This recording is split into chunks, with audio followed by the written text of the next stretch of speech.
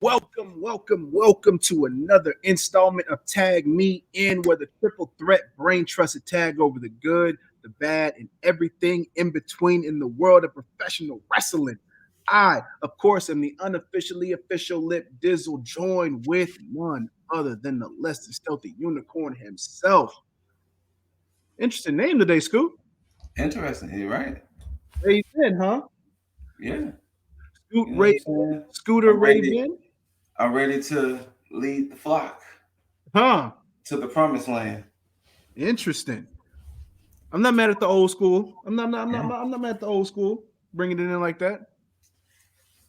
Yep. Granted, I will say this though: Ravens flock was an underrated stable. Oh, very underrated. Very underrated. Very. Did we even? I because Remember, we the tier list did was just strictly WWE. yeah. It was strictly WWE. We didn't include WCWs.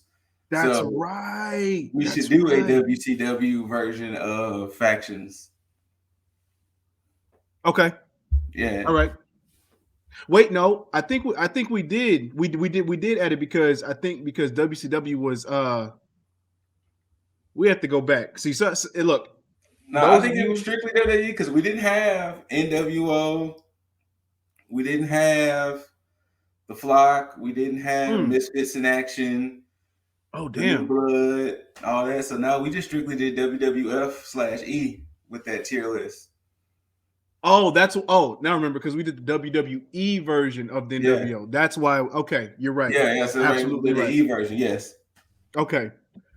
Yeah, we got to come back to that. Yeah, we got to do that sometime soon. Scoot, you have anything to say before I get into this this new nice little segment of ours? Hey, y'all can hate me all y'all want. I don't care at this point. That shit was lackluster. Kyle O'Reilly's debut. Lackluster, meh, Oh, as the internet been calling it, mid. I don't care. That shit was lackluster. Yeah, I said it. I'm not mad that Kyle O'Reilly is there. It's just the debut of it all lackluster. But that's my biggest takeaway so far of this week. Now, well, one of. I know we're gonna get into it. Regardless, but I'm not gonna disagree with you because I was more so left confused. Very because it seemed like that old trope where you have the whole pretend thing where the guys argue but they're in league with each other the whole time. But okay, we'll get into it when we talk when we get on AEW. We'll run it all down. We'll get into it. Because of everything that's been going on within the IWC, we're talking fans. Half the time, I mean, I won't say half the time, but sometimes Jim Cornette in some instances, more so the fans, but there's a lot of people of note who tend to say some stupid shit. Yes. So I think in this nice little brain of mine, we need to start highlighting because I mean we give people credit for everything that they do, and I think we need to start giving people credit for when they say something stupid. So and it was actually crazy, actually listening to the last recent episodes of Cornette's podcast, both of them. He's not so much coming around on AEW, but you could definitely tell the people who he's feeling. Yeah, absolutely. And absolutely. Before we get into the calling out the dumb shit, I do want to highlight Cornette and Brian Last had a great point when it came to Hook. They said the debut was amazing. It was great. And it was something that hasn't been done in wrestling in a while. We seen somebody that we seen for the first time. There were no other highlights of him in the indies or him doing other stuff. His debut was strictly there. Yeah. So we all got to witness Hook for the first time. And he was saying that that is an amazing thing. And if they keep it going, that, is definitely going to be something to see in the future.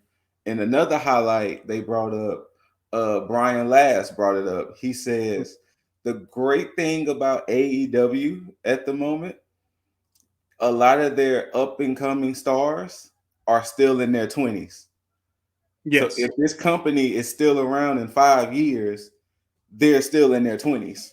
Like, Oh yeah. so those were some highlights he was saying. Of course, it's mixed in with some of the things he liked and dislike. He loved the Hangman and Danielson match. Of course. Um, Hmm. other little things, but that was some praises. Now let's get to the dumb shit. Let's get to the boo. So I figure it was apropos since we talked about Kevin Owens signing Mm-hmm. back or re-signing with WWE. So we we, Mm-hmm. we won't we won't get a Mount Rushmore in AEW. No. And since so there will be no revitalizing Mount Rushmore. But what we have over here at Tag now, Mount Hushmore. Ooh, I like that. Because there are some motherfuckers that just need to shut the fuck up. I can agree. Starting, Okay. Okay. starting with the fans. Y'all motherfuckers is weird. Here's the thing. And let me just preface this now. I'm not gonna sit here and condone anything that could have potentially happened with Sammy Guevara and Ty Conti. Nor is it none of my fucking business. Because they're adults at the end of the day, and whatever adults want to do, that's what adults want to do. So if you're sad that Sammy and Pam broke up or whatever, that's between Sammy and Pam. That ain't Absolutely. between Sammy, Pam, and the rest of you weirdo motherfuckers out there. Yeah, I said it. I understand he proposed to her publicly in the ring and everything, but that still doesn't entitle y'all to say and do the things you weirdos out there doing. Like, what the Yeah. fuck And wrong with y'all out there? now for those of you who are just going on social media and commenting your opinions, by all means, do that. Freedom of speech all day, every day. My problem is with the people who feel the need to voice their opinions directly to Sammy, to Mm-hmm. Ty Conti. When you do that, because first and foremost, the whole idea of social media and the fact that you have this privileged access to these celebrities, these performers, these entertainers, it's a privilege. You are privileged to have that because I mean, before growing up, and in the time that myself and Scoot grew up before social media, there was never this amount of access to people. You are privileged to have this access to be able to slide in somebody's DMs and say, now of course it's up to them whether they acknowledge you or not, but you still have the ability to be able to talk directly to them. Mm-hmm. So for those of you who sat there and you sent mean messages to Sammy, you sent me messages to Ty Conti, how would you feel if you were at your job, you were minding your business behind closed doors at your home, doing what you were doing, and somebody came to you that you didn't even know at your job, trying to tell you how to do shit in your life behind closed doors in your home, at your place of business? See, at the end of the day, they are public figures. So they are still working even when you don't see them on TV. Mm-hmm. So when you do that, you're disrupting somebody on their job. You see, if you wouldn't like it done to you, there's no reason you should do it to them. But you know what though? Even on a deeper level than that, it's more than just a job. Mhm. Just imagine people telling you about the way you living your life is wrong. Exactly. Like take the work aspect out of it. Just take the human aspect of it. Mhm. Oh, you spending way too much time on social media. Oh, you playing PlayStation or Xbox or PC when you could be out there getting some type of degree. Oh, you Mhm. doing it? Like, just imagine just people criticizing you from the way you just living your life. Like, Exactly. fuck out of here, you weirdos. Like, seriously. And speaking of Brian Zane, shout out to Wrestling with Regret. He did Yes, his sir. top 16 worst things of 2021. And Mhm. number two was the fans. He Ah. said he said he was going to give them number one again, but he said that would have been 3 years in a row. So he chose. Shit. So he chose the WWE releasing all the talent as number one. Oh, that The makes fans sense. were number two, and he highlighted in the thing Jordan Grace and Ty Conti shutting down their Twitters, which I don't know what happened with Jordan Grace. I'll have to research that situation, but apparently Huh. Jordan Grace and Ty Conti shut down their Twitters because of the fans. Yeah. Like, And y'all people from weirdos out there, like, for real, for real.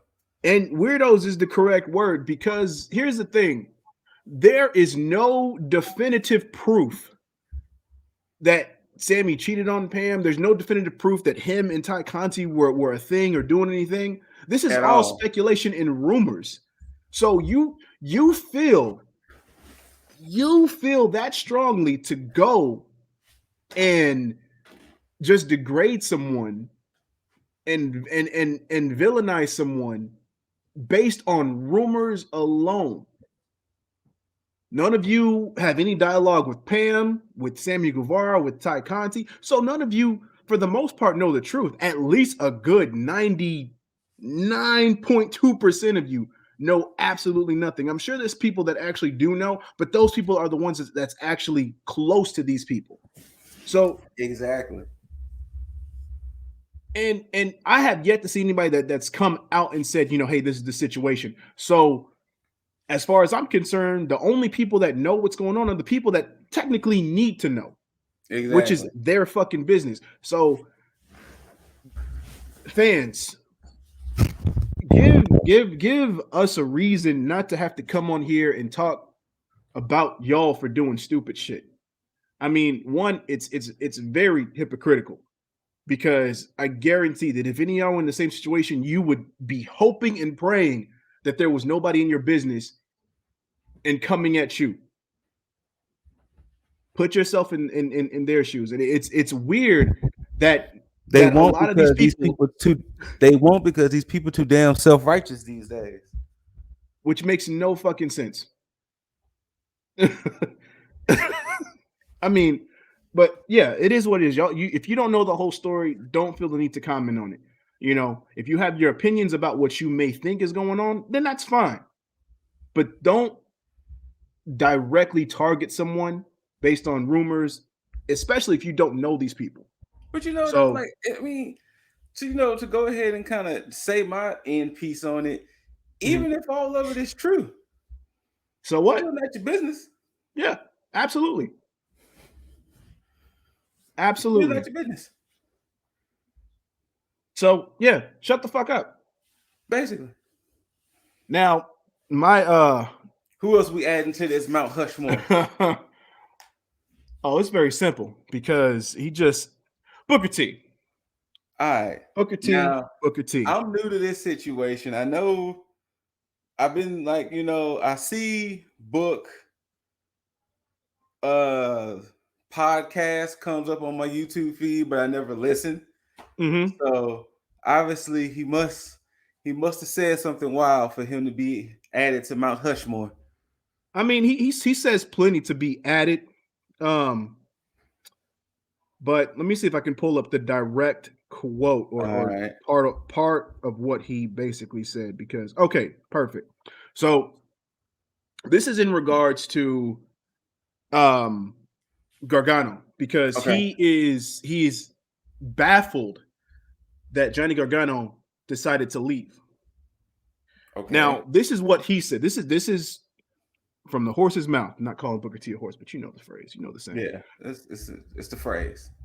And so basically, he says, when I hear these guys say, "I want to leave a company and I can't wait to go and have a match with X and Y," I just cannot wait to have a match with this wrestler. The match with this wrestler is going to be a 5-star match. When people start thinking about the matches more than taking care of their own family and how much money they can make when they walk away from wrestling, because it is not going to last forever.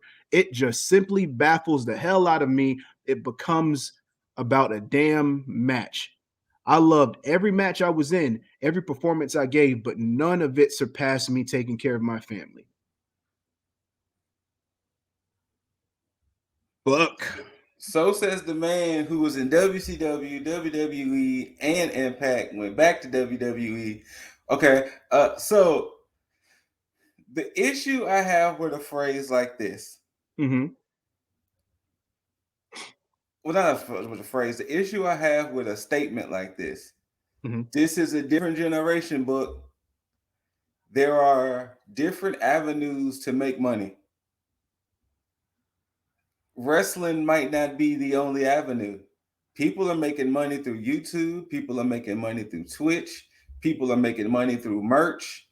So if Johnny, who spent the last X amount of years in the WWE NXT system, obviously he feels comfortable enough financial wise to take care of him, Candace, and baby wrestling. Obviously he feels comfortable enough to where, let me see what's out there. Let me explore to see what's out there. You know, let me test the waters. Let me, like he said, bet on myself.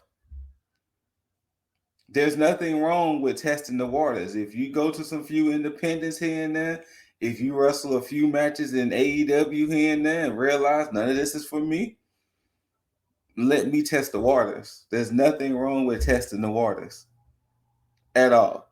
Very true. Very true. Now, me personally, I don't even look at this as a generational gap, because Mhm. I look at this, and this is the perfect example for this. Let's say you have a passion, a dream of being, let's say an actor, Mhm. actress, whatever, Mhm. and you work at Burger King. Mhm. You make the highest salary out of any fucking Burger King employee ever. But you know in your heart of hearts that you want to be an actor, but you're making fantastic amounts of money. You bought yourself a house, got a nice car, you got family, your family's taken care of, you got good benefits, everything's fine. Mhm. But the problem is, yeah, you're making all that money, but you know in your heart of hearts that you want to do this. You feel that you belong there. Mhm. But because you want to sit there and make sure that your family's taken care of, damn your happiness, damn your passion, damn what you want to pursue in life. That's essentially what Booker T is saying. And the problem I have with that is that he's making an assumption. He's making an assumption based on the fact that, oh, we're just going to go somewhere, we're going to, not make much money, but we're going to do this. And if that was the case, so what? At Mhm. least you're living your best life. So let's take Brian Danielson, for instance. Mhm. Somebody who's perfectly fine, well off, very frugal. He is a professional wrestler. He wants to go out there and wrestle every fucking night. He's living in especially in his mind at this point, he's having the most fun he's had. Mhm. This is where delusion comes into play, because Booker T, and I've said this before, Booker T is a WWE shill at this point. He can prove Yeah. me wrong if he wants to, but right now that's where he stands. Because if this was anybody coming from AEW to WWE, you wouldn't say the same thing to that. You wouldn't say the same thing about that person. You would say, "Oh, they're making a good move. They're going to the big stage." No, Tony Khan can match these fucking contracts, whether Mhm. if he chooses to or not. So for you to assume that anybody's leaving because they just want to have a match with X, Y, no, they want to leave a company that does not see something in them. Keith Mm-hmm. Lee, you're telling me that he deserved to be fired? You see, when he got fired, you had something to say about that. When Bianca Right. Belair had the situation with Becky Lynch, you had something to say about that. How come you can't look at these other performers and say the same exact thing about them not being utilized correctly? You're telling me that they had to water down Karrion Kross so much so to the point to where he, at this point, does not even want to go back to WWE. Mm-hmm. You're telling me that they had the right to change him, that he didn't have it made already? That's bullshit. That is Very complete much so. bullshit. These guys are professional wrestlers. They have a passion for this business. It's not always about the money. They can take care of what they can take care of. That's on them. That's not on you to say that. And see, the problem with that is because nobody's out here, and I don't mean this in a disparaging way, in any way, shape, or form. But Mm-hmm. because of that mindset book, this is why the last notable matches that they talked about in professional wrestling in regards to you is the series of matches that you have with the television championship with Chris Benoit. They're not talking about you winning the WCW championship. They're not talking about they talk about King Booker, but I mean, come on. You had to sit there and go through hell and high water in WWE to even get to that point. And when you did, it was the parody of some shit. It's not because of what you did. Yeah, you came up with the fucking character, but I mean, come on, did anybody really take the shit seriously? No, it's entertaining. Just like with the fucking Spinneroonie. Mm-hmm. You were only taken seriously in regards to the fans in terms of your tag team You know legacy. what? Okay. Go I'm ahead. gonna make a crossover joke. Mm, So somebody on Twitter, you know how they always say like sing such and such word for word, or you gonna die, or this, that, and the other.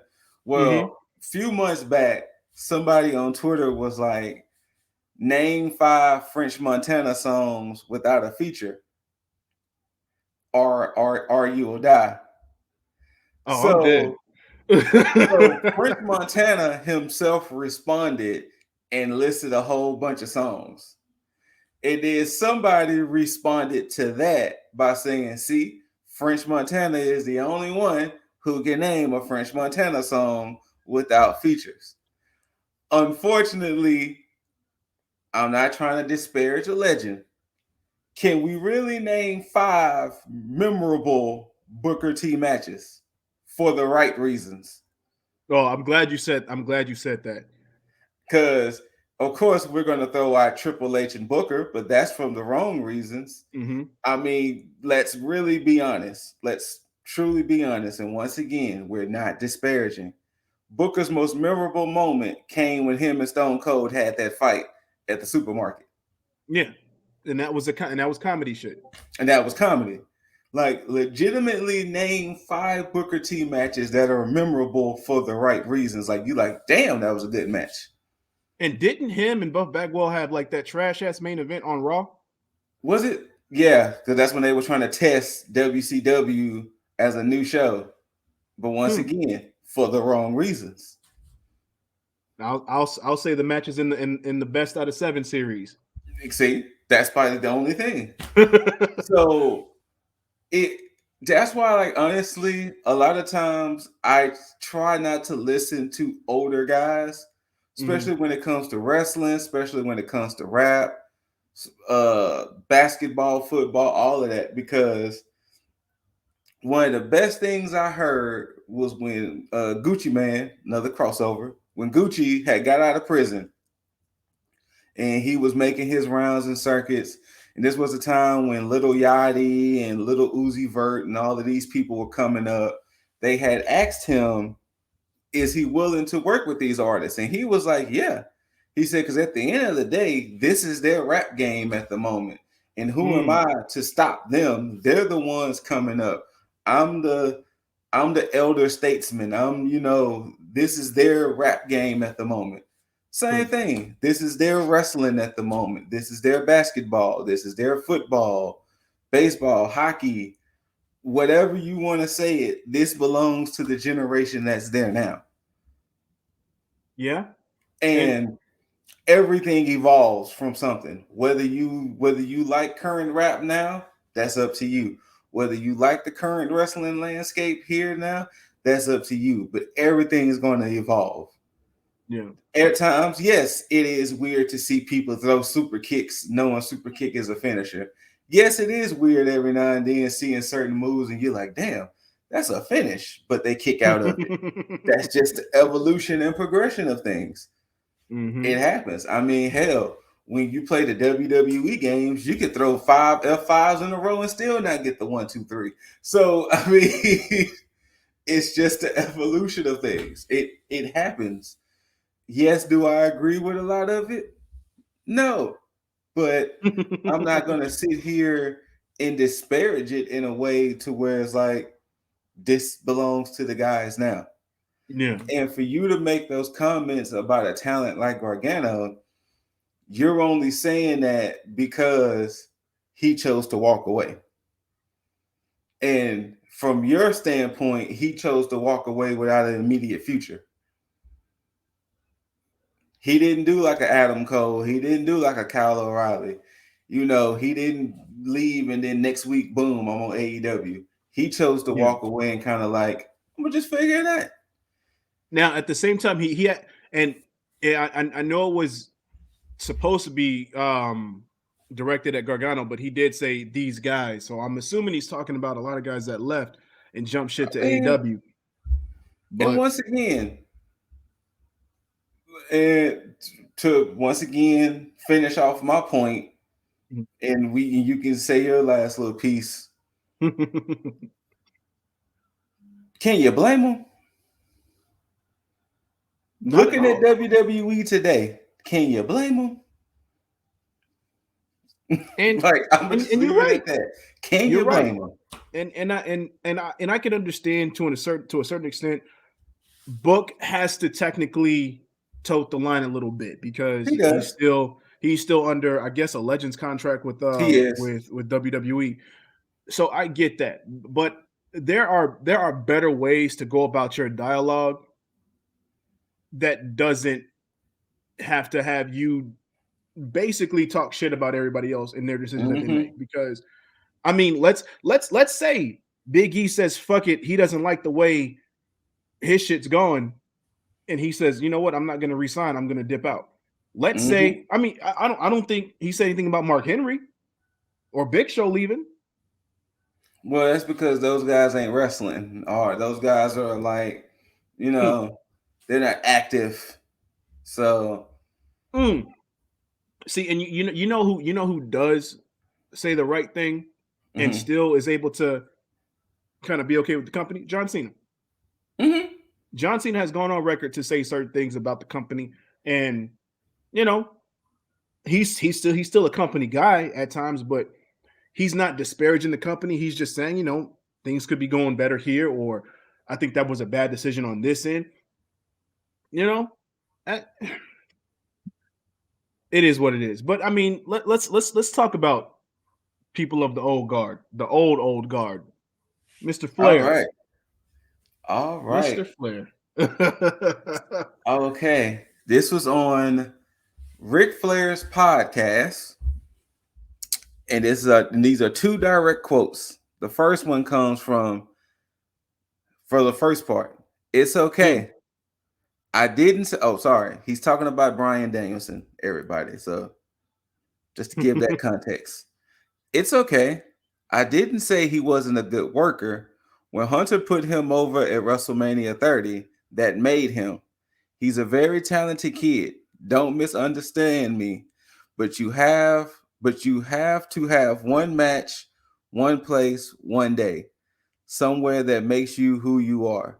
Hunter, who only wrestles once in a while, came out and the match started off slow, but they ended up having a world-class match. He's a hell of a performer. I don't see him as being Kenny Omega as a baby face. He's not Ricky Steamboat. As a heel, he's not me. If that pisses people off, they have to live with history.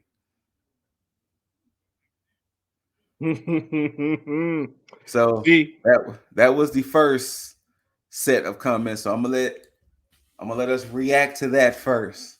uh, see, the Well, hold problem on. is. one of the Go first ahead. things Cornette and Zayn said was obviously they haven't been seeing his heel work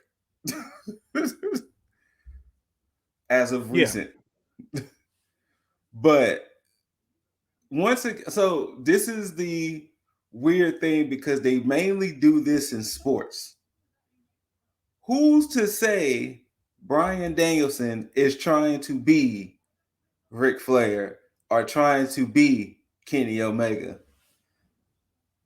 I'm gonna give a quick hot take myself. Mm, I don't put Kenny Omega as high as a regard as a lot of people do.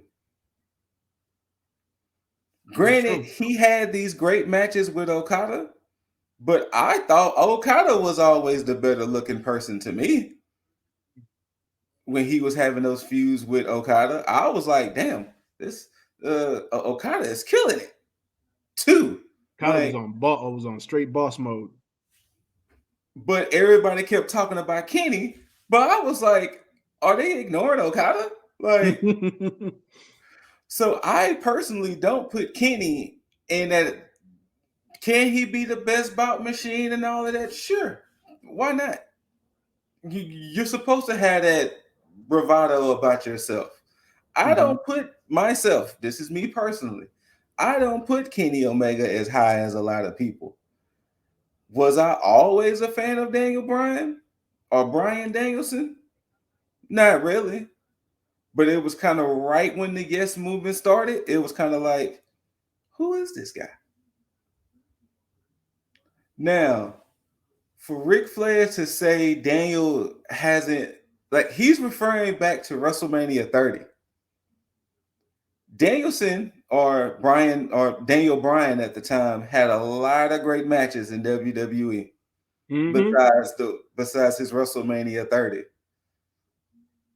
His match against Brock was amazing. His Yes. match against Kofi was amazing. Hmm. Danielson had some amazing matches. So it's funny how Flair's mind only goes to WrestleMania 30. Like I find it a little funny.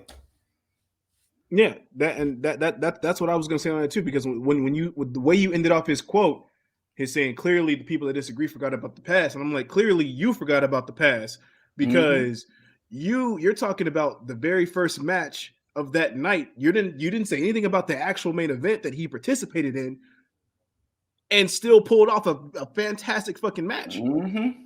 So there's that aspect to it, and I find it weird that he just randomly brought up Triple H about like I can understand the whole Kenny Omega thing is you're drawing comparisons from two people that's actually in the same company and the people they're talking about right now, and how Mm-hmm. people tend to put these two at like the level that they're at right now and talking about this dream match that they're having. That makes sense. Mm-hmm. But to bring up Triple H out of nowhere just makes no sense. Well, I'm Now, gonna bring up the other part to what they said after okay. I read the second little quote. But all right, so let me read the second little quote. They tore the joint down. This is the night that made Brian. I like him a lot personally. He's got a style. He's not AJ Styles by any means. He's a little bit smaller than AJ. He's not AJ Styles. I like his conditioning. He works hard. He'll do anything and sacrifice his body at all odds. He'll throw himself around and take incredible bumps. He's a hell of a hand. You're asking me who is good and who is great. He's very good, he says. As a Mhm. babyface, it's more believable. He can sell his ass off, so when he's making a comeback, it's more fun to watch him make a comeback against bigger guys. It's harder for me to believe he's going to hold someone down. As a babyface who is just an average size but loaded with talent, I much prefer to see him fighting from underneath. Basically, him saying he'd rather see Daniel or Brian as a face rather than a heel. Yeah. Now, once again, you're comparing him to AJ Styles. You can't compare. I hate when people compare people to talents like that. Now, Everybody is who they are for reasons. Hell, even AJ and Daniel had a great match. But mhm, everybody is who they are for reasons. The problem is, right, when we're seeing people like Danielson, I hate that now we're so conditioned mind wise that we're like, oh, because he's a small guy, he won't be able to be as effective as he is. true. We let it slide with AJ Styles because, no pun intended, he's just phenomenal. But with a person like a Daniel Bryan or Brian Danielson, you know, it's not believable that he can fight back or this, that, and the third. It honestly is starting to come off as, what are you really mad about, Flair? Like, what are you really mad about? Yeah, because a lot of this That's is what it's coming completely off. unwarranted. It's completely unwarranted, and man, there's so many holes in that whole statement It is very much so. because In both of those statements, there's so many holes. because you said it's not believable for a Daniel Bryan to hold someone down. Mm-hmm. Okay, that is vastly inaccurate. Vastly. You look at someone like a Dean Malenko, man of a thousand holds. You're saying that he can't hold anybody down. Bob Backlund saying he can't hold anybody down. Bret Hart, you're saying he can't hold anybody down. Kurt Angle, the first person to make Kane tap, can't hold anybody down. See, that's just a few people. That's not even talking about all the other people that could possibly do something. But in this iteration of Brian Danielson, he has I believe at this point in time he still hasn't finished anybody with the same finishing move, or he's finished people rarely with the same finisher and ended a match that way. Mm-hmm. That's technique. Mm-hmm. That is not only showmanship, that is a complete diversity and a rarity in professional wrestling, because the finisher is that's that's the coup de grace, no pun intended. That's that's that's the lasting impression anybody has. That's the pop. And Is the finishing even move. then too, like, he's a technician. Yes, very much It's not so. like BD is trying to go out there and be a brawler. Mm-mm. He's a technician, and I don't know about you. No matter what size you are, if somebody grabs your arm or leg or something and twist that shit around in some way, you not about to be. I say, you got it, you got it. You know what I'm saying? Regardless of what size you are, if a technician can get a hold to a body part, shut your shit down, fam. Yeah, that to me is that Vince McMahon thinking, because you're just thinking about the titans of the industry. You're thinking about Mm-hmm. the big guys. You're like, oh yeah, look at these cruiserweights over here. Yeah, you're cool. You're good for a squash match. Oh, or this guy. Oh, could he be champion? We'll talk about that in like 2 more years. It's just Mm-hmm. no. It's and I'll take this from Scooters. It's a different time. It's a This is where different time. it's the generational gap. You have guys here who can do more than just the big boot, But the leg drop. kind of what you're hinting at. And let's really be honest right now. Those big, buff, beefy dudes we used to see back in the day, other than Bobby Lashley, and I even give Wardlow a pass and Brock, most of those dudes we seen come in Batista, most of those dudes we seen come through, trash. Mhm, Other than Batista, Lashley, Wardlow, Brock. But if we're talking about recent times, Wardlow might be the only one. mhm, These 6'7", 6'8", 6'9", big beefy dudes, trash. They slow. They're almost immobile.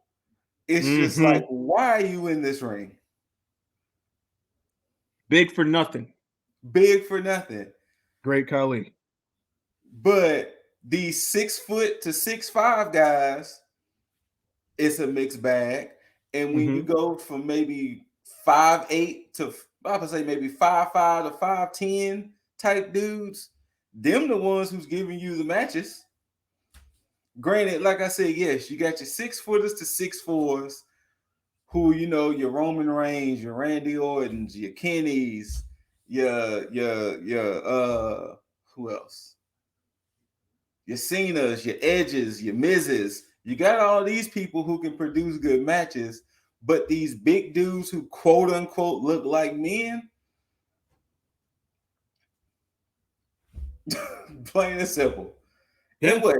And granted, I understand Ric Flair is what, 6'1", 6'2". Mm, So, you I know, think you might be on the nose with that one. I think it's like 6'1", 6'2", maybe 6'3". So I mean 6'1". 6'1", so it's like you're kind of falling in that middle category yourself. Yeah. Yeah. So like I said, it's kind of one of them things to, well, what are you really mad about? Very, very much true. And I mean, it's just I I don't understand that way of thinking because it's almost like they're purposely putting these fucking blinders on to not see anything other than like their glory days. Mm-hmm. And that's sometimes I have to tune out at times when it comes to Cornette, because he kind of Mm, relives those glory days at times, and it's kind of like, wait, let me kind of filter what he's saying, because he's kind of going back in his glory days, and it's like, sometimes you got to kind of ignore it, yeah. but you know,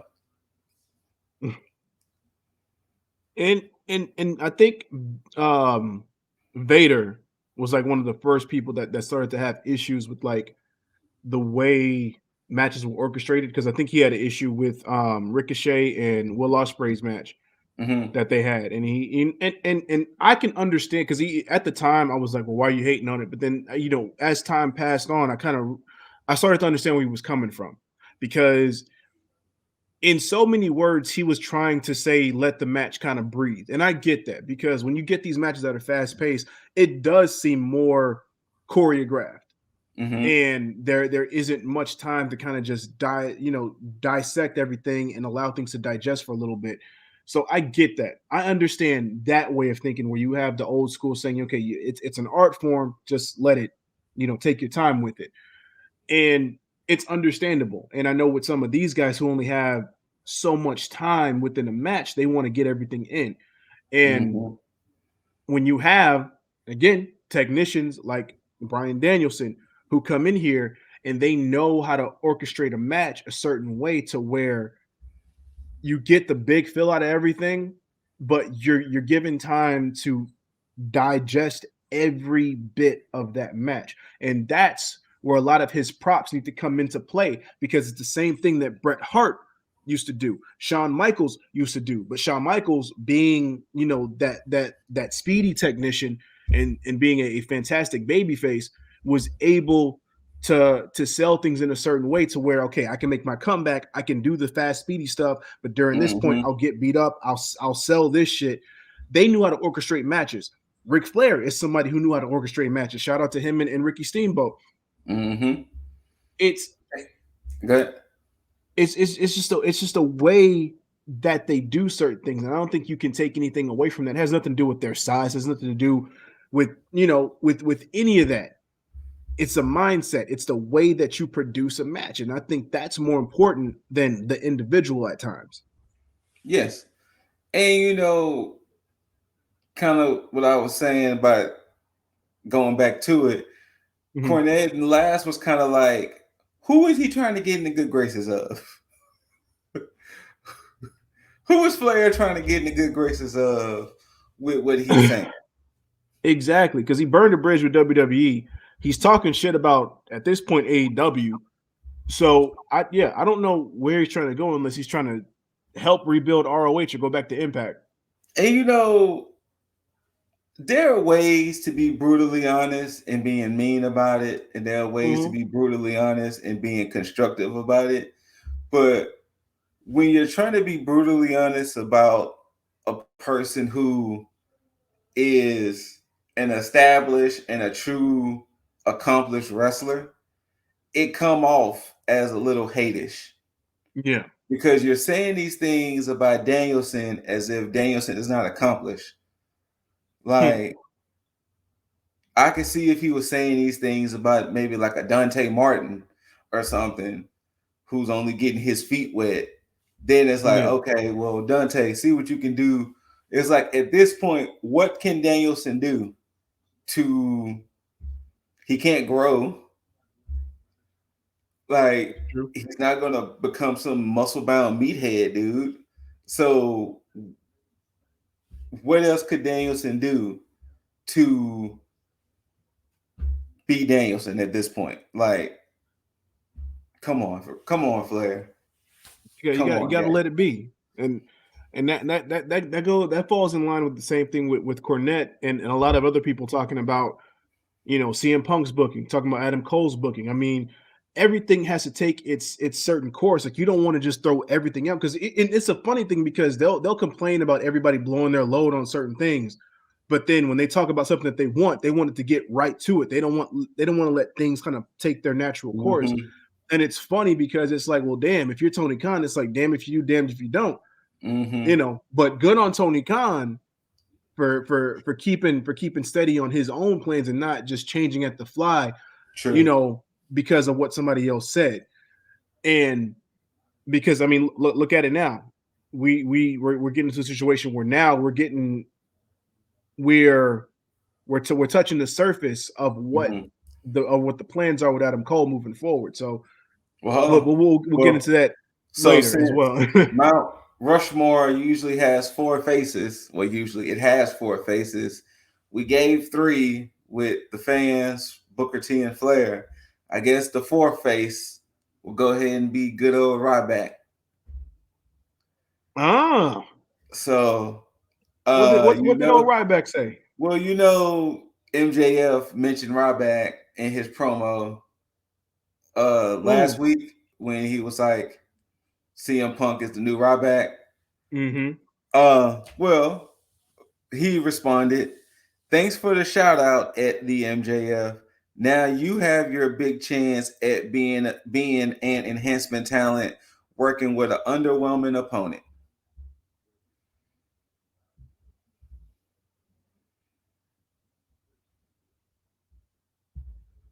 So, and of course, he's talking about Punk as the underwhelming opponent. He's been Uh, having main beef with Punk. yeah, I know, but he also went on record in saying that he wishes the best for Punk and that he doesn't have any ill will towards Punk. He didn't like the beef that they kind of had at first, Well, obviously that but changed. yeah, it's funny how that shit changes, you know, over the course of I guess 2 years since he said that. So to add another face to Mount Hushmore, Ryback. There you go. That should actually be the cover art for this week.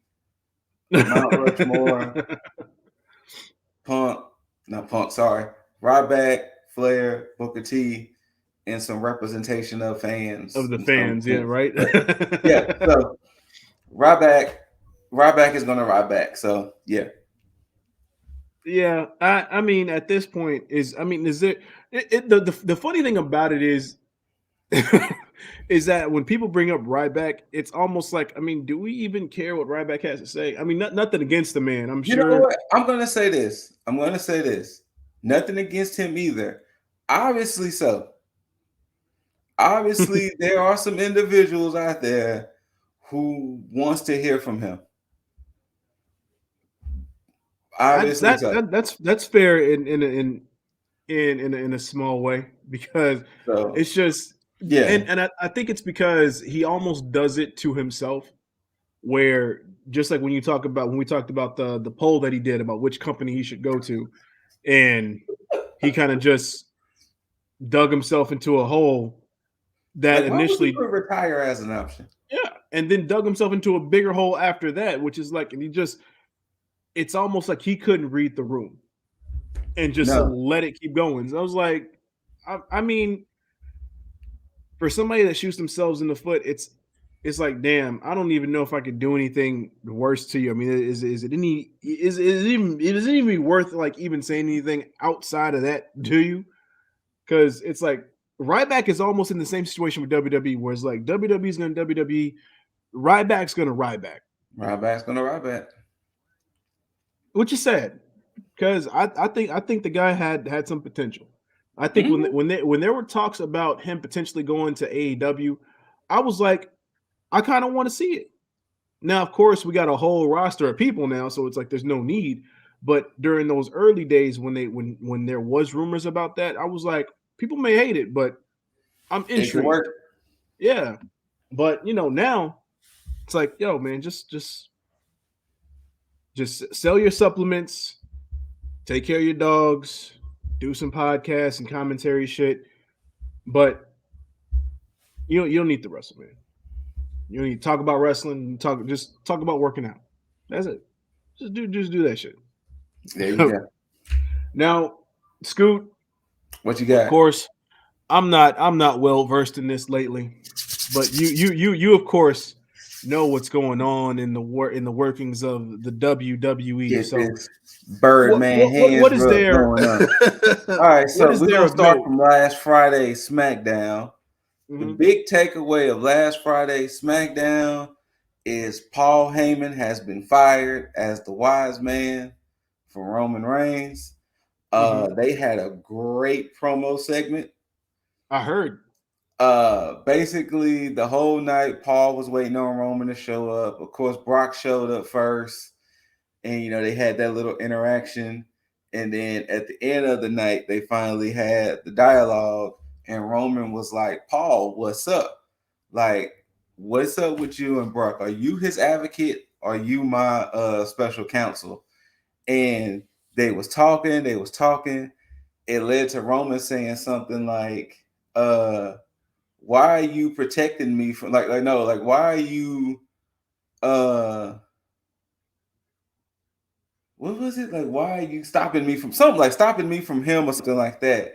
And Paul Heyman looked at Roman and said, no, I'm protecting you from him. Mm. And then Roman leaned in close, gave him a hug, and was like, thank you for your 40 years of service, but you fired. Then proceed to give Heyman a good old Superman punch. They tried to hit the concerto, and then Brock came out, beat up the Huh. whole bloodline. So Heyman has been fired as the special counsel of Roman Reigns. So we'll see where that goes, especially with day one being a week away. Well, a week and a half away. So we'll see where that goes. Mm. Um, on Raw, um, yeah, so it's NXT.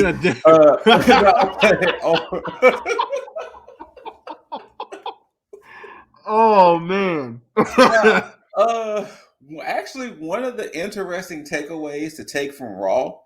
is Vince McMahon really sees something in Austin Theory. I'm not mad at that if that's He's the been case. having, ever since Survivor Series, he's been having a segment with Austin Theory almost every Raw, ever since Survivor Mm. Series. So I don't know. I mean, obviously he's going to strap the rocket to Theory at some point. But yeah, he's been having a segment with Theory on Raw every week since Survivor Series. So Vince must Hmm. really love him some Austin Theory at the moment. Um, what else happened on Raw? Of course, the Fatal 4-Way is heating up. Uh, Bianca hit the KOD on Dewdrop to show her feat of strength. You know, Why didn't they you save that know, for day one? Are they wrestling on day one? the Fatal 4. No. Bianca and Dewdrop. No, they had their. I'm assuming the blow off match was Monday. They actually had a match where Bianca actually hit the KOD on Doudrop and got the 1, 2, 3. Okay, well, let me ask you this: if they had a match every week for the past few weeks, A lot of their matches ended in like BS. This is actually a match that actually had a definitive winner. I don't It like actually that. I had a think they should definitive have. finish. Yeah, I think they should have built that up for day one if that was the case. Because I mean Uh, that's a big thing. I thought so too, but so far the matches that are announced for day one, the Fatal Four Way with Reigns, Big E, Rollins, Owens, and Lashley. You're Mhm. gonna have Brock versus Roman, uh, Liv versus Becky, Edge versus Miz. I think it's still New Day versus Usos for the tag team titles, and that's it so far. Because I know Tony and Charlotte are supposed to have a title match tomorrow, and I don't know how that's going to end. On SmackDown, Yeah, huh? who knows? It might end in some type of fuck finish, and then they're gonna run it back at day one the next week. So That's annoying to just do that shit. It's it, like it just is. set the match for the fucking because isn't day one this weekend? No, next weekend. It's actually the first of the year. Oh, okay, gotcha. Yeah, that's why they call it day one. Is January 1st. Mm. So far, it's only 4 or 5 matches announced so far.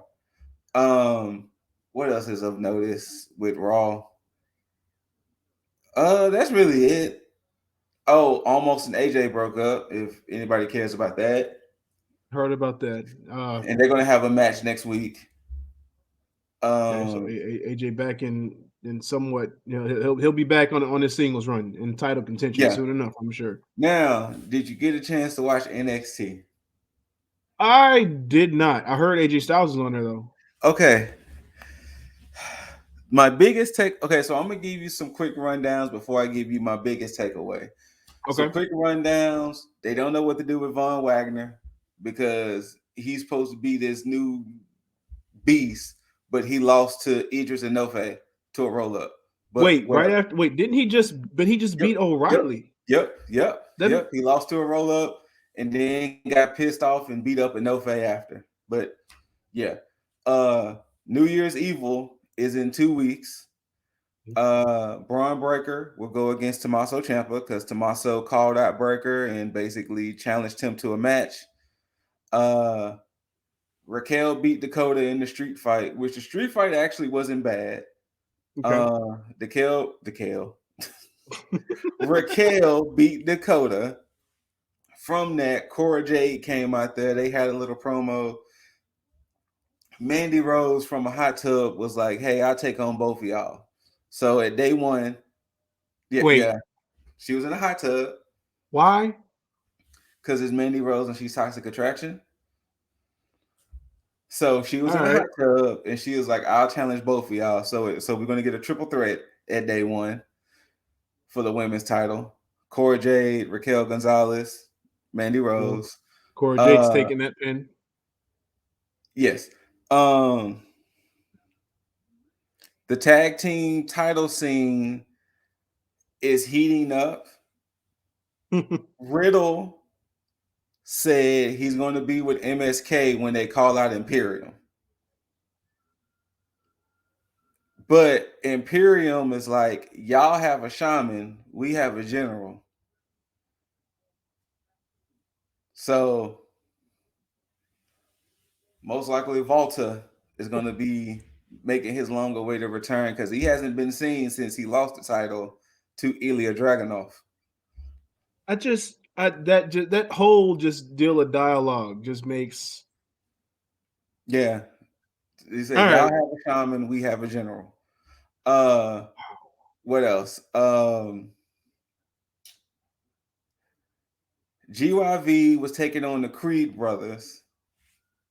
Jacket Time came out for some interference. Jensen and Brick, what, Briggs and Josh Jensen. Briggs and Brooks Jensen. I gotta keep Mhm. the fucking names confuse me. They came out, so it seems like it's gonna be a battle between them 4 teams to see who's gonna be the next contender for the tag team titles. Officially, so we have 3 matches at New Year's Evil so far. The third match is going to be Carmelo Hayes, Roderick Strong title unification match. So how do you feel about that? You see, this shit made sense when they did it with the Intercontinental and the European Championship Mm-hmm. because those titles were like this in during that time. Mm-hmm. But you're talking about, I mean, it's a title that's limited by weight, Mm-hmm. and you have a mid card title. Mm-hmm. So clearly, all they're about to do now is take the title off of Roderick Strong, Mm-hmm. get rid of it. There's no I mean, they're not going to create a new belt. No, No. no, they're just getting rid of the cruiserweight title. Mm-hmm. Now, if Roddy wins, then cool, but I doubt that's going to happen. Yeah, that's gonna happen too. So now they're about to just Be one start title to down. and they're finna start devaluing Diamond Mine. Yes.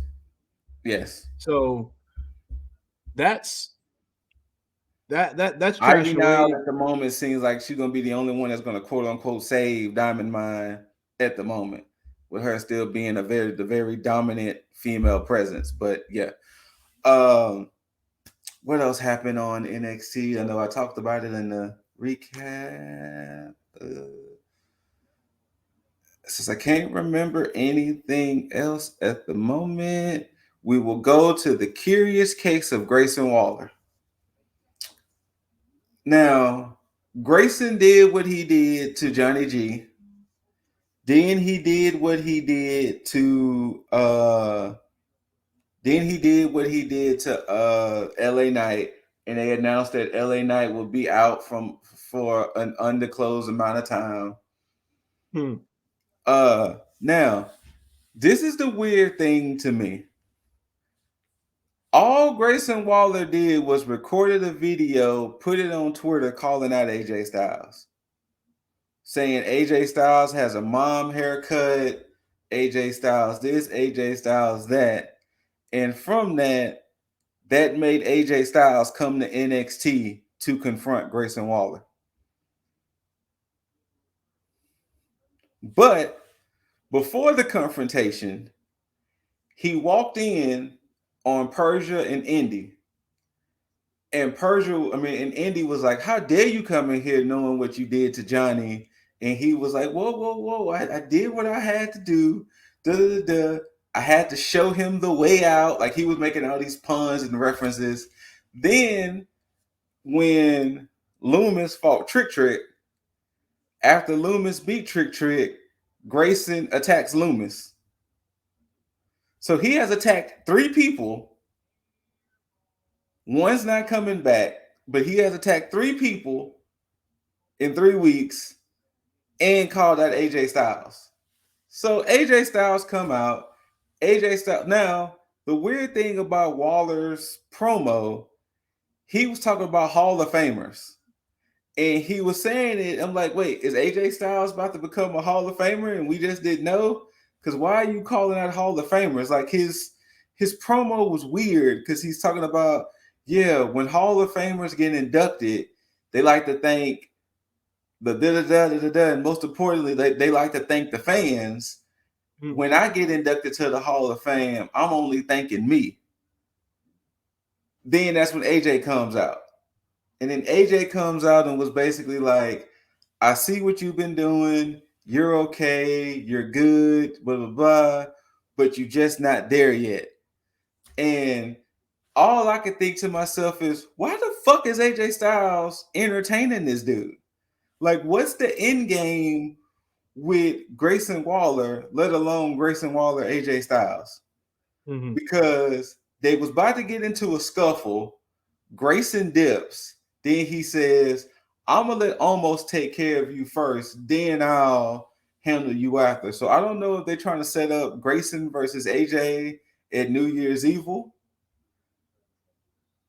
or Like I don't get what's the direction with Grayson Waller here. You gonna just piss off as many people as possible? Yeah, I Like don't. Yeah, this like makes I this don't makes get no what's sense. happening with Grayson in his booking. Yeah, it's because like let's say that this match does happen at New Year's Evil. Hmm. It does nothing for anybody, win or lose, because No, it doesn't. if AJ wins, it's like the high schooler beating up an elementary school kid. So there's no incentive for him in that. If Grayson Waller beats AJ, you Then it's like, okay, what is expected? yeah, it's like, well, what the like just yeah, I don't know. I don't know. It's I don't get it. Like I baffling. said, I like the whole time I was watching, I was like, wait, so you're telling me a person of AJ's caliber, a person of anybody's caliber, they get called out on Twitter by Grayson Waller, and they just like, oh, I have to go to NXT to address that he called me out. Yeah.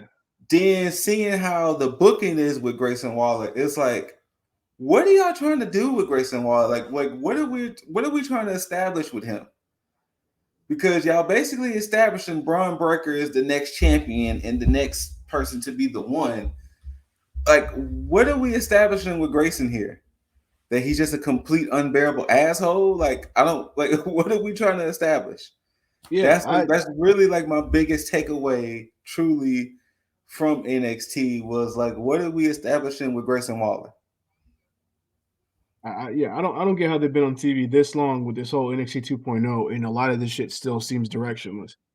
And you know the bad part about it is if you watch it Tuesday, if you decide to go back, only the beefs that's been happening seems like it has a direction like Mello and Strong, Braun and Tommaso. The title picture mainly because MSK wants their tag titles back. The women's Yeah, title picture only in a sense because Cora Jade and Raquel, you know, been talking about how they've been wanting the title. So it's like only them four scenarios make sense. Everything else is just like here for the sake of yeah. being here. But that was WWE in a whole. Just Fair past week. enough. Now, some exciting shit though was AEW. AEW came and went. Notable shit. I mean, they always like to start off with a bang, and so you get Adam Cole versus Orange Cassidy. I Passable match, was but so over this fight. yeah, I was too. Again, passable is fine. The whole, everybody's, got their shit in, the showman shit, all that good stuff. But that's not what anybody's talking about. What everybody's talking about is the post match shit, because you had O'Reilly come through the crowd. Uh Awesome surprise. I mean, we kind of figured that was going to be the case. Mm-hmm. Um you get that weird ass, I mean, like we talked about, you get that weird ass fucking stare down between him and Cole because Cole pulled him off. Okay, wait. Before we get there, Mhm. the biggest issue I had was O'Reilly popping up, which was like, okay, cool. Then I'm thinking to myself, Cole needs help to beat Orange Cassidy. I it never that never clicked to me. That's one of the first things that clicked to me. I was like, wait, It did. I don't even know why it didn't register. I was just like, oh yeah, it's par for the course. But I'm like, yeah, I you're mean, right. yeah, that too. But then it was like, wait, Cole needs help to beat Orange Cassidy. Like, okay, cool. But yeah, I wasn't the happiest because I even said to Ashley, I was like, that seemed weird. And then like what you was going to, which you can go ahead and speak on with the stare down. Yeah, and I was thinking like they're about to do like, because they were looking at each other. Cole was saying something to him, and I'm thinking like, okay, he's about to smile. They're about to hug it out and all this other good shit, and then we're gonna go from there. with the whole running and all this other stuff. And of course, you get um, Chuck and Trent coming down the ring, and then that's what kind of stopped up that stopped that whole stare down, and they started fighting Hmm. them. But and then all of a sudden, you get them standing side by side, and it's like, wait, what was that shit before? Like, what was going on with that? Because I even said afterwards, something didn't go right. Yeah.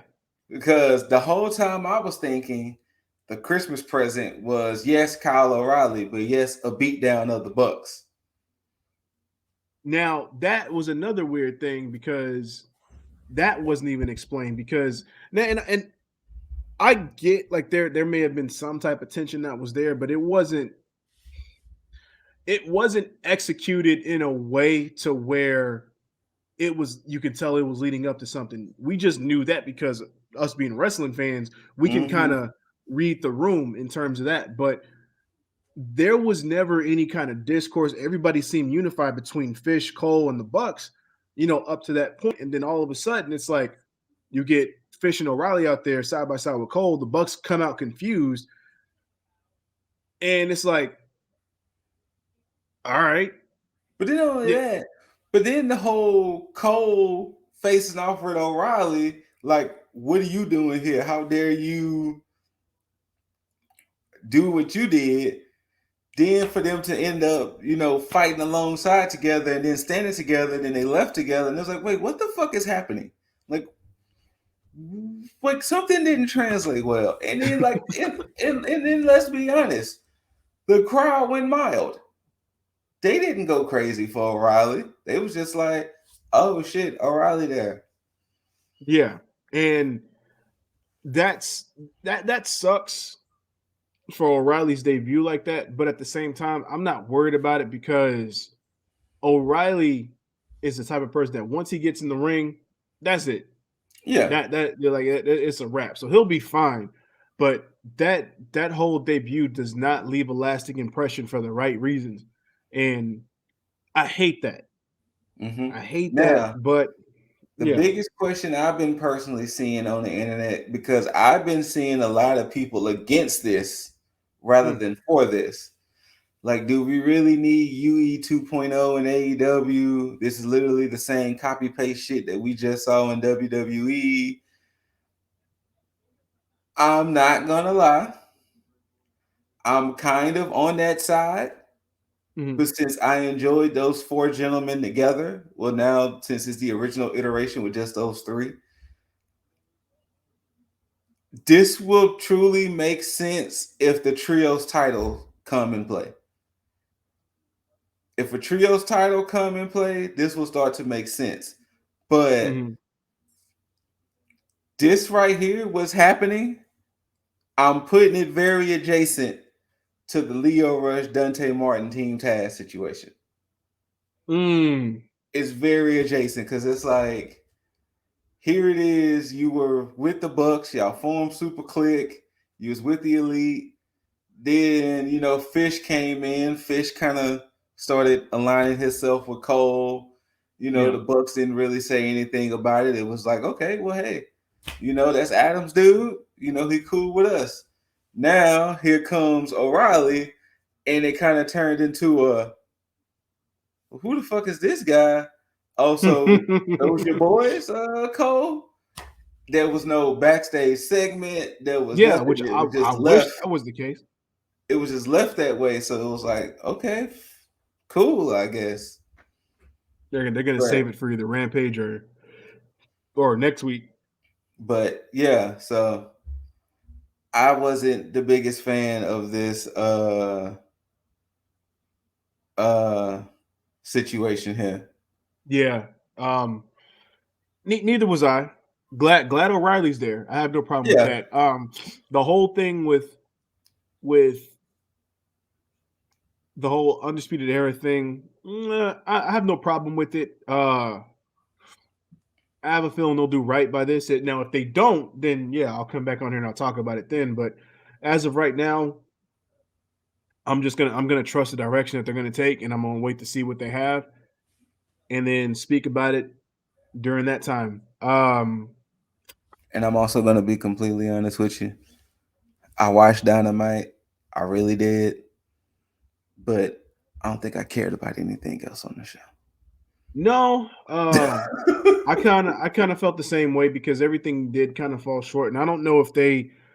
I don't want to say that they phoned it in because of the week that we're They in, because it voted is the in. holiday week. They voted in. But I think because of that and because of the stuff The that's been main going event didn't on. even feel special. No, the only special thing about that main event was the fact that you got Sting Sting with with the Sting punk Punk face face paint, paint, and Punk with the then surfer Punk sting, and exactly. Darby with his muted red and blue face paint. But even Hmm. that felt, eh. I mean, we did get stuff. We got a nice vignette about the Owen Hart tournament, which was nice. Yes. Um, And speaking of that, I was talking to Ashley, and I was like, the one thing I'm sad about this Owen Hart tournament, personally speaking, I know they you. I don't know you're have gonna say it they don't have access to his WWE footage. exactly. And granted, yes, I understand he had his career in Japan and career in Canada, but most of the fans know Owen Hart. I ain't gonna even say most. I'll say damn near 90% of the Hmm. fan base knows Owen from his WWE days. And Yeah, it does true. kind of suck that, you know, unfortunately, they don't have access to his WWE footage. Yeah, and I And was saying the same thing. the moment everybody has been waiting for has arrived. N- You talking about me or Kyle O'Reilly? Talk about you. no, yeah, we already talked about cool Kyle. What are your thoughts with the whole Kyle O'Reilly arrival, and see if you have a difference of opinions than me and Dizzle here? You know, I was happy, but at the same time, man, I wasn't overwhelmed with emotion about it. I was more just whelmed, you Okay, know? so all three of us had the same opinion. All right. I mean, I didn't lose my shit like when Adam Cole like came down the ramp. Yeah. Hmm. So yeah, we But basically all had the same opinion. damn. Well, I mean, we all seem to be of similar minds on things. True. True.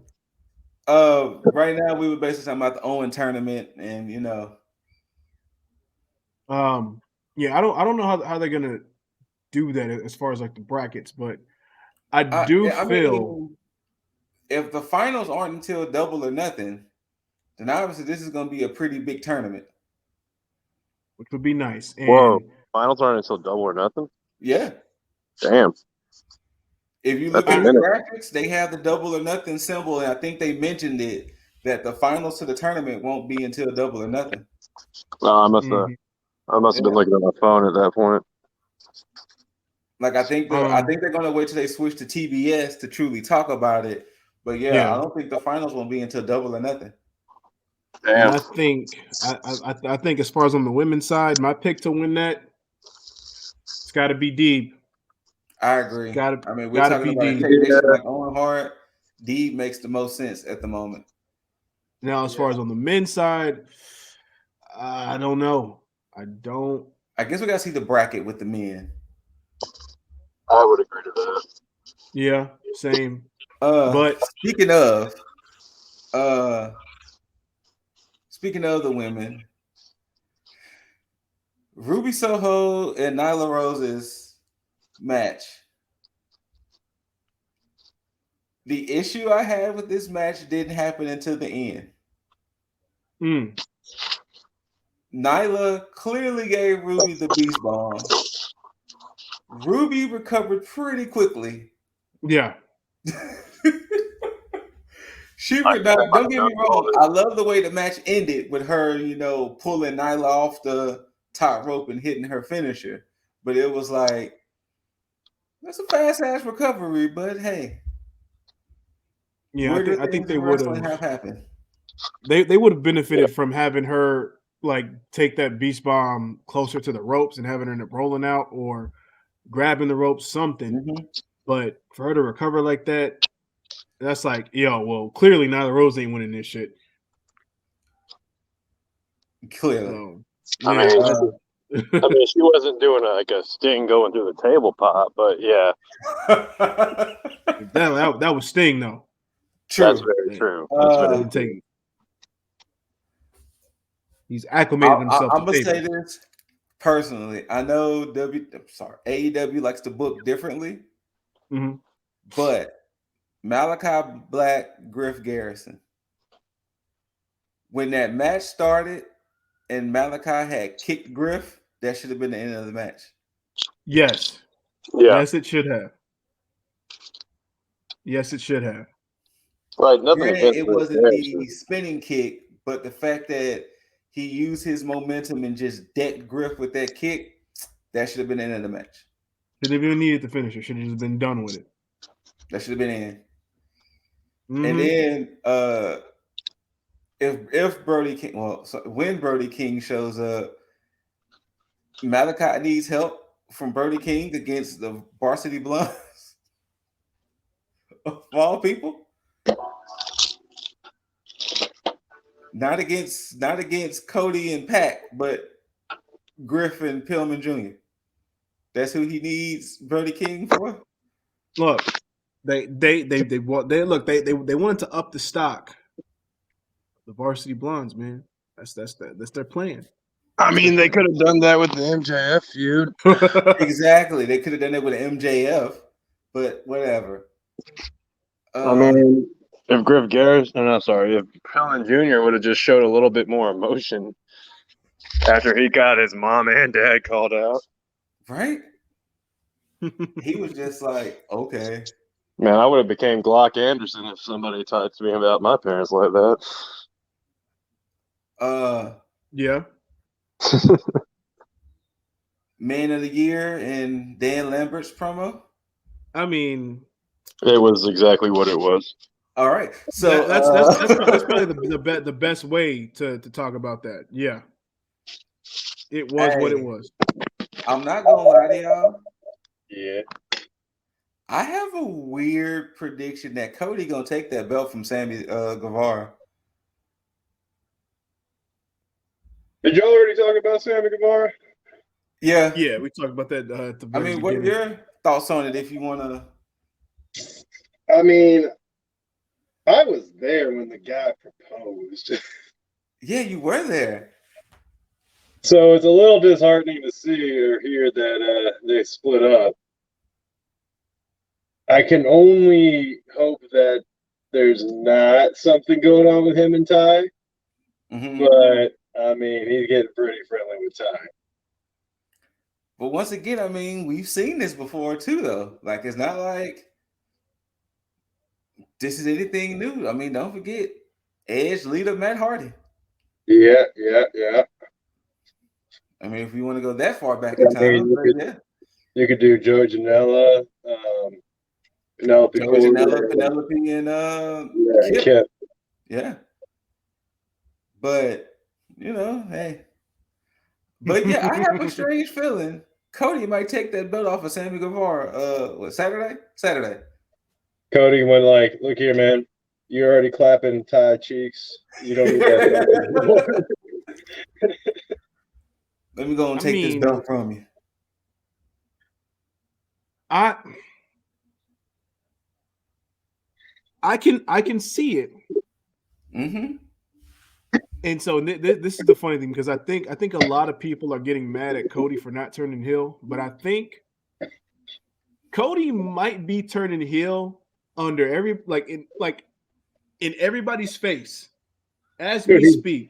But because that's the whole thing, like about the greatest villains are the ones that think they're doing something right. Mm-hmm. And who's to say Cody isn't a heel right now?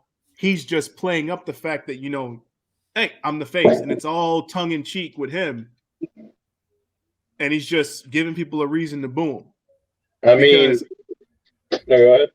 No. I'm saying that's just what it is. I mean, it's just like it would be brilliant if that's the case, and he's just sitting here smiling and laughing about it, and just being like, "Hey, I'm doing what I can for you guys. I'm just, hey, I'm a baby face. I'm a baby face."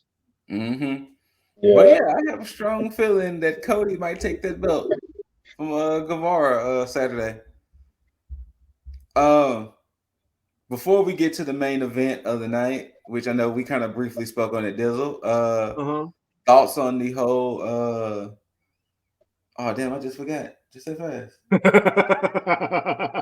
Literally, I just forgot. Just that fast with fucking Hangman and Dynamite. What was happening Danielson. on Dynamite?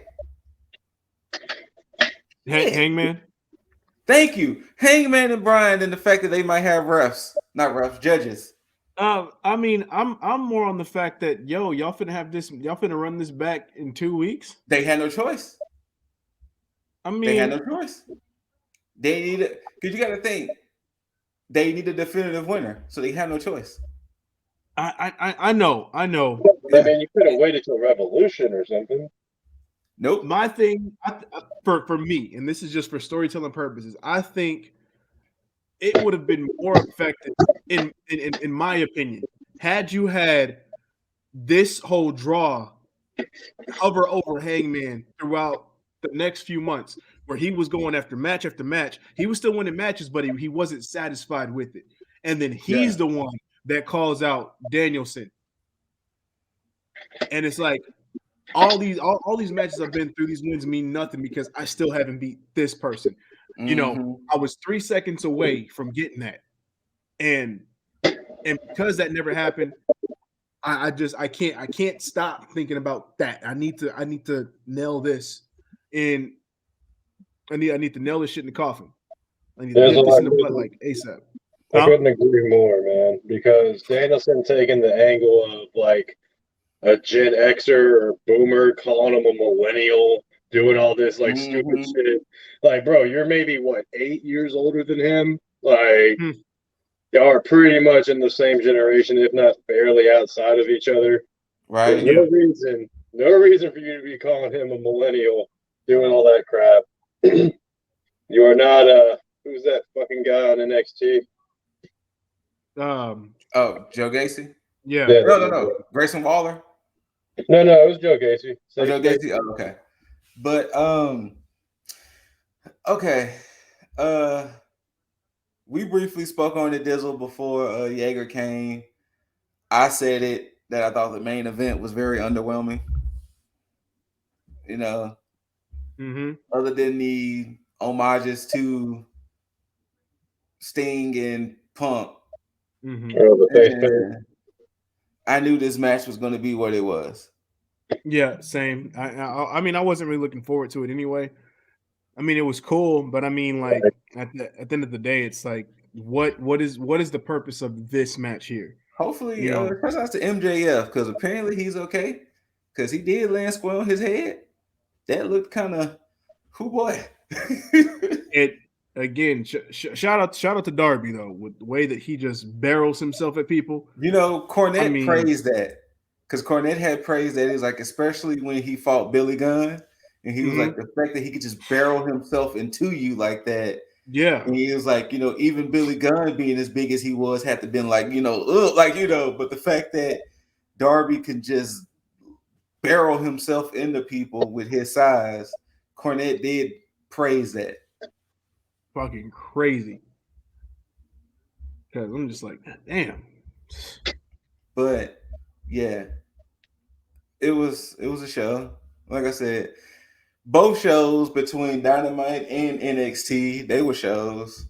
Yeah, and we can just chalk it up to the week. I mean, I know that's more of a cop out, but at the same time, it's like, I mean, that we are very close to Christmas, and a lot of people are either out and about, with family. This whole week has probably been a lot for people as far as like Christmas. So people are shopping, people are having time with their family, people are traveling. Not many people have time to. So I mean, I understand. Why waste the good shit on a show that people may or may not watch? I mean, you're taking a gamble. And up to this point, AEW's done very well with like holiday shows. I mean, hell, the whole pandemic era for them, they were still giving good shit. So I think they may be warranted for this. And I know y'all can look at us and say, "Oh, well, you don't say that when WWE." Well, I mean, yeah. Well, that's because WWE should know better by now. WWE's been around for a few decades. WWE is treating every damn show like it's a holiday, like it's a fucking holiday. They don't care. So I mean, come on. I'm just saying. But it's not a bad observation, man. Look, as your favorite wrestler Matt Hardy says, the truth is the truth. And with that being said, people, thank y'all for coming out.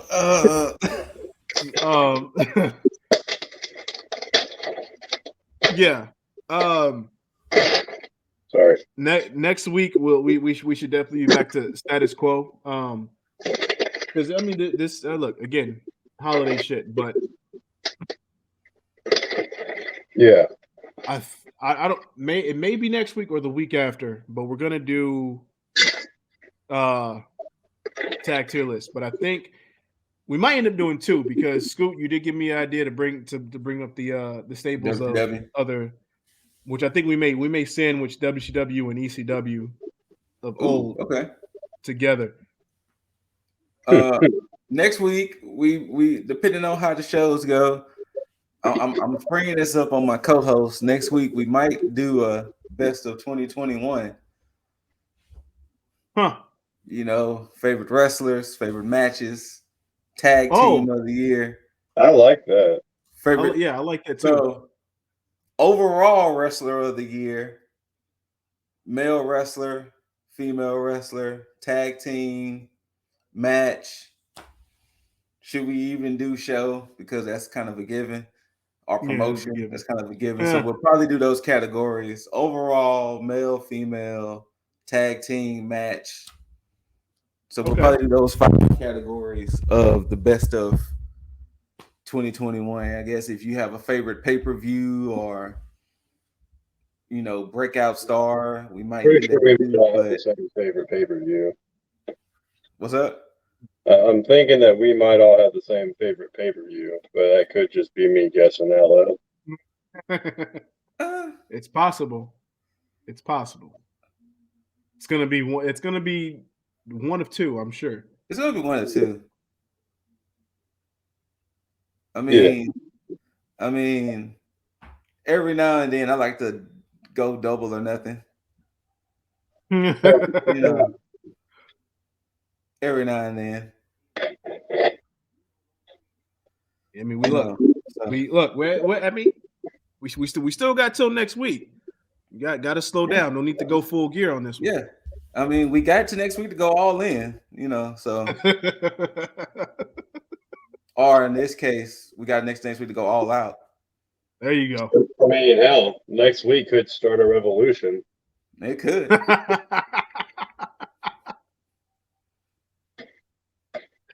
It could. See, just like that, we're back. But I mean, who knows? Who knows?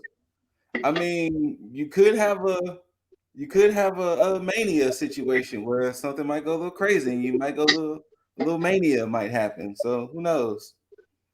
But with the way we've been bickering over the fucking the rings and the crowns, it may just be one hell of a Royal Rumble. It could be one hell of a Royal Rumble. This summer had a bunch of slams. So. And clearly, Jaeger survived the series. So. Oh Jesus. So, who knows? Who knows what we might choose? I mean, but to all the loyal followers who've been following us, they all know. No matter how many times we bicker and we go back and forth, they all know we've been here since day one. Not only day one, but we're here to take this shit over. R.I.P. I mean, hey, don't get too extreme rules on this now. But regardless of all that, Scoot, where can these motherfuckers find you? I mean, it's been scrolling at the bottom, but you can find me with the flock. You know what I'm saying? You can find me with the ever-growing people that I am welcoming to embrace the vision. You know, you see, this shit keeps getting more and more cryptic. I don't know if I necessarily like this, man. I'm just saying, you know, January is not that far away. It's not. January is not that far away. Interesting. I mean, interesting. The fireflies are at the bottom. They usually are. They usually are. I'm not entertaining this whole Scoot thing because what? I am just a humble servant of the people. Wow. That's all I am, a humble servant of the people. Man, I feel like I'm gonna get jumped or something come next pay-per-view. What? I don't know. Jaeger. Where? I don't even know if I should even ask you this because you're the one that's the reigning champ right now. So you are.